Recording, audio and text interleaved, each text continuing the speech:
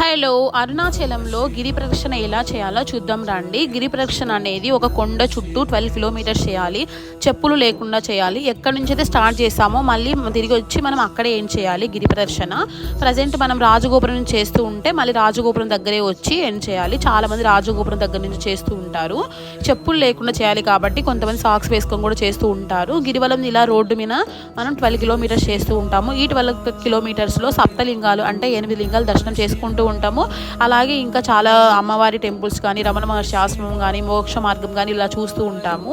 ఇంకా మనకి food shops ఉంటాయి, జ్యూసెస్ షాప్స్, ఫ్రూట్ షాప్స్ ఉంటాయి, టాయిలెట్స్ ఫెసిలిటీ ఉంది, మెడికల్ షాప్స్, టిఫిన్ షాప్స్ కూడా ఉంటాయి. నైట్ టైం అయితే అన్ని టెంపుల్స్ క్లోజ్లో ఉంటాయి. 8 o'clock క్లోజ్ కాబట్టి మీరు టెంపుల్స్ చూడాలంటే డే టైంలో చేయండి.